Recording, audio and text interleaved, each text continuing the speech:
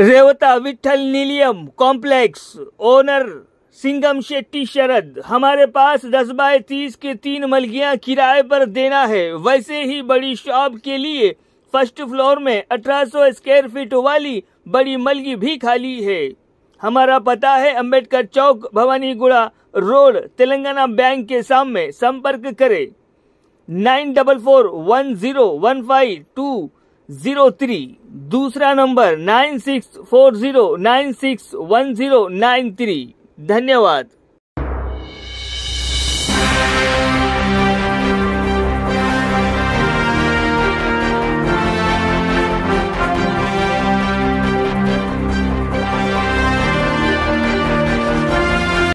My Mauli Hindi समाचार में आपका स्वागत है और मैं हूं शेख इस्माइल। दर्शकों, आज बेला मंडल के बेला केंद्र के गवर्नर गार्डन में आज 73 चेक बांटे गए हैं, जिनमें से 73 चेक में से 71 चेक कल्याण लक्ष्मी की है और 2 शादी मुबारक के, जिसमें एसटी के 18, एससी के 2 और बीसी के 43 और ओसी के 2, पूरे मिला के 73 चेक बांटे गए, जिनमें से गाँव है दहेगांव, बेला, अवालपुर, भादी, भिदोड़ा, चांदपल्ली, छपराला, रौना, गुड़ा, जुनूनी, कापसी, कोटपुर, मांगुर, कोपई, बनियारपुर और मसाला भी, पाटन, सैदपुर, सहज, सांगली, सिलसना, मियापुरा, ऐसे मिलाकर पूरे 73 चेक बांटे गए। इसके अंदर मुख्य अतिथि के रूप में विधायक पायल शंकर को बुलाया गया और विधायक पायल शंकर ने कहा है कि ये जो प्रभुत्व यानी गवर्नमेंट की तरफ से, राज्य सरकार की तरफ से ये जो 1 लाख रुपये का जो सहारा मिलता है उन बच्चों के माँ बाप के लिए, वो सराहनीय है।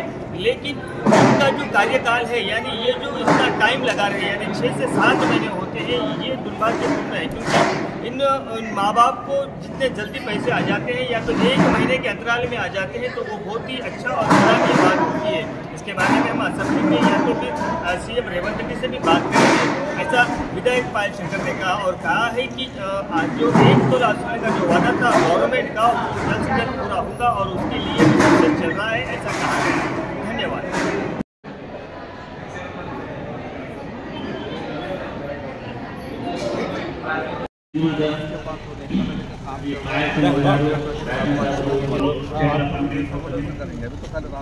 వీరమండలంలోని గోవర్ధన్ గార్డెన్ లో పంపిణీ కార్యక్రమానికి మన శాసన సభ్యులు శంకర్ గారు వచ్చేస్తున్నారు. శ్రీ పాయల్ శంకర్ గారు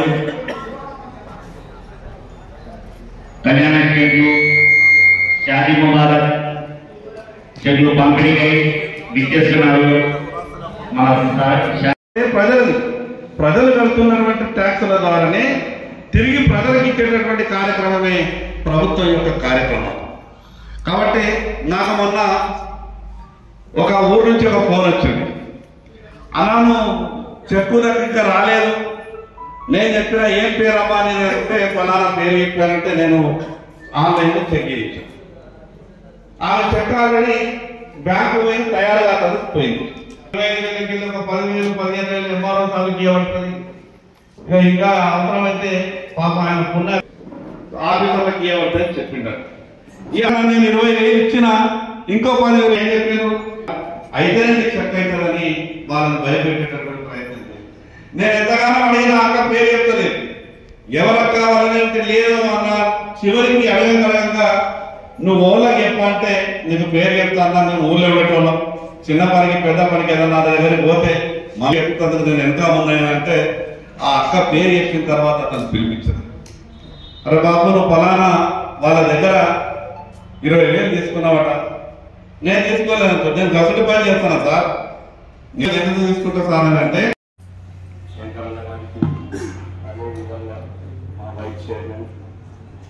ఇదే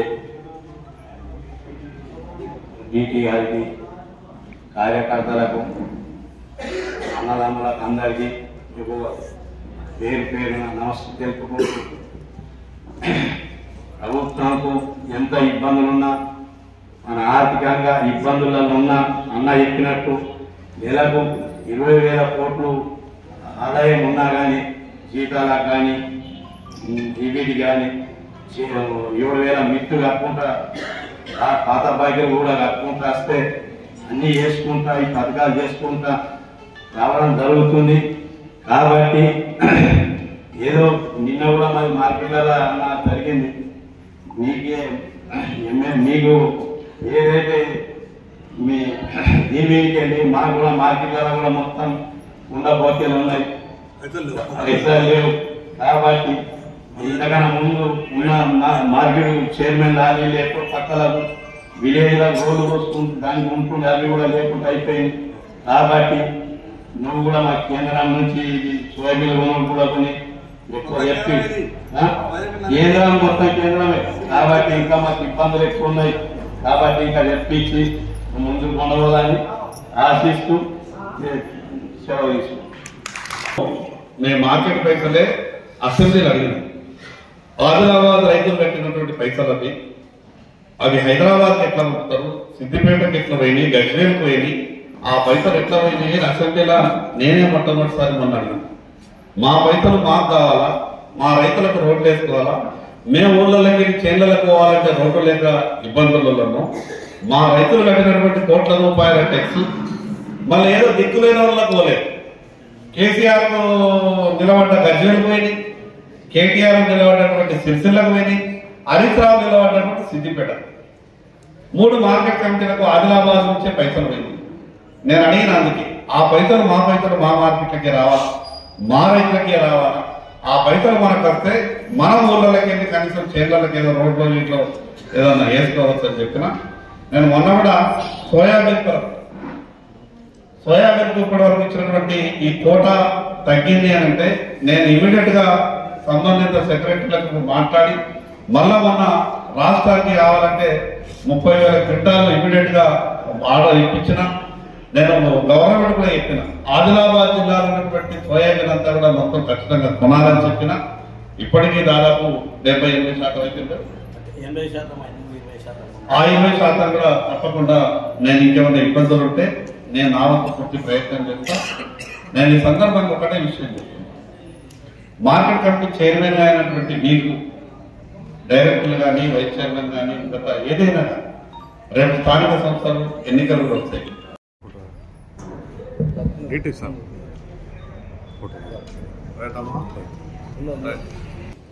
శిర్సన్న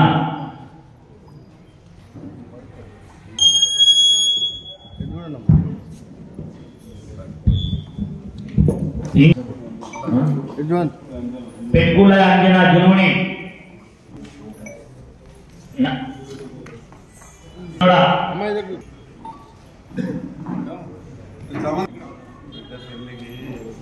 మళ్ళా తండ్రి కన్నా ఎక్కువ కూడా ఇంకా టైం పడుతుంది. ఇంకా ఉల్టా ఇచ్చితే ఇటు చూడమ్మా చంద్రుక ఇంకేమన్నా ఇంగోలే గీత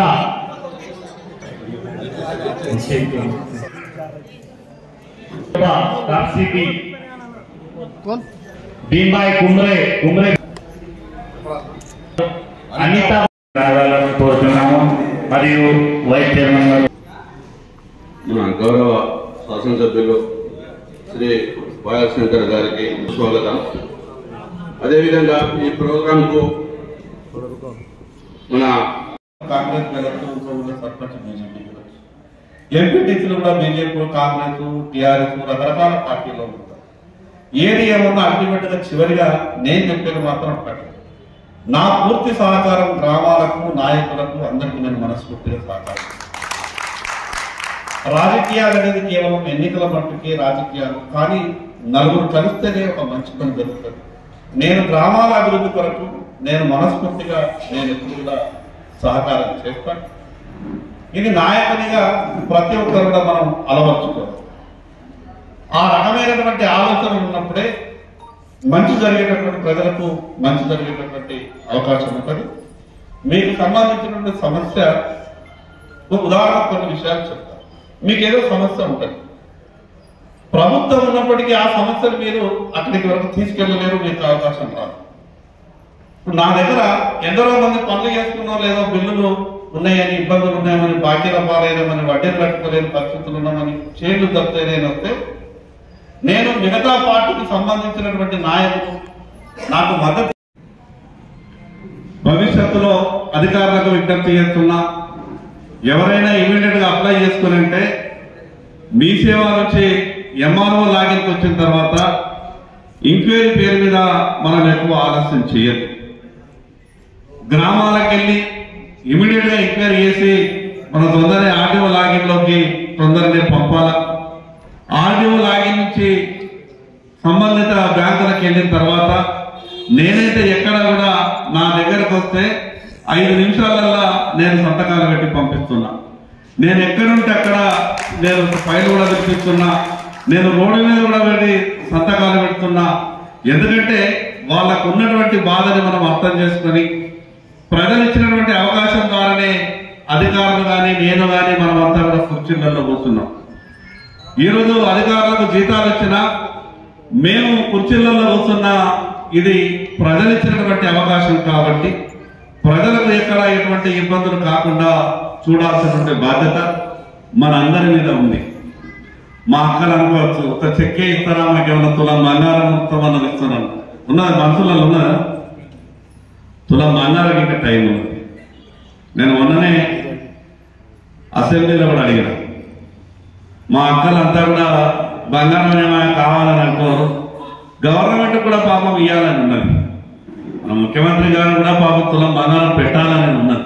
కానీ ప్రభుత్వం దగ్గర పైసలు లేవు. పైసలతో కూడా కొంచెం బాధ ఉన్నది, ప్రభుత్వం కూడా కొంత ఇబ్బందులలో ఉన్నది. కానీ ఏదైనా పేదలకు ఈ ₹1,00,000 సాయం సరైన రీతిలో ఉపయోగపడాలా. ఈ సందర్భంగా మీకు ఒక విజ్ఞప్తి చేస్తున్నా అందరికి. నేను అంతకుముందు కూడా చెప్పిన, చెక్కుల కొరకు ఎవరికి ₹10 కూడా ఇవ్వద్దు.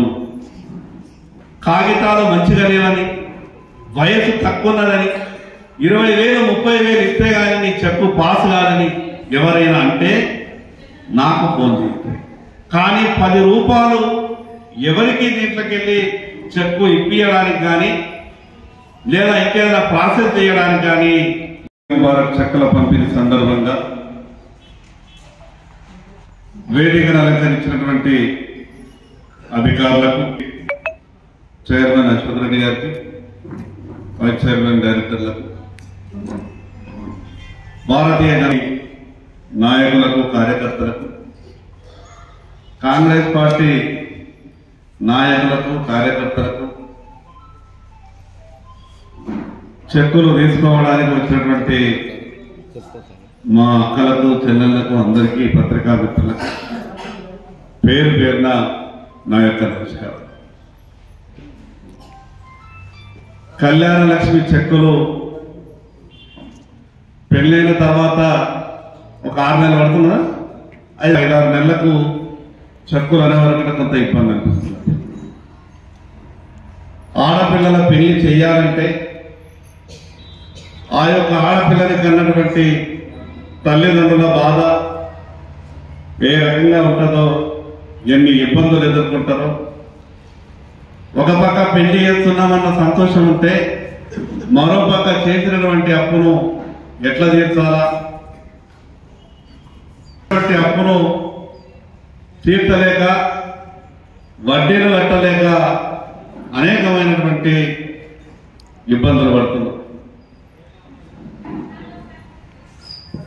నేను మొన్ననే ప్రభుత్వానికి కూడా విజ్ఞప్తి చేసిన, సంబంధిత అధికారులకు కూడా చెప్పిన, పెళ్ళైన తర్వాత ఒక 10-15 రోజుల లోపల చెక్కులు ఇచ్చేటటువంటి కార్యక్రమం చేయాలా. ఎందుకంటే దరఖాస్తులు పట్టుకొని నెలల తరబడి ఆఫీసుల చుట్టూ తిరిగితే ఆ ₹1,00,000 ఏదో ఒక నెల లోపల వాపసిస్తామని, 2 నెలల లోపల వాపసిస్తామని ఇవ్వలేయాలన్నా పోతే మరి ₹5,000 వడ్డీ అని సూరు తెచ్చుకుంటారు. ఆ చెక్కు ఏడాది 6 నెలలు 7 నెలలు 8 నెలల వరకంటే ఒక 30,000 40,000 మనకు తెలకుండానే వడ్డీ అయిపోతుంది. మనం అనుకుంటాం నెలకే కదా మనం వాపసు ఇచ్చేస్తాం, ఒక 4,000 కదా, 3,000 కదా, 5,000 కదా వడ్డీ పోతాయి, పోతే పోనీ 5,000 అని ఏదో వాళ్ళకు సర్ది చెప్పి ₹1,00,000 తెచ్చుకునే ప్రయత్నం చేస్తాం. కానీ ఆలస్యం అయ్యే వరకంటే దాంట్లోకి 30,000 25,000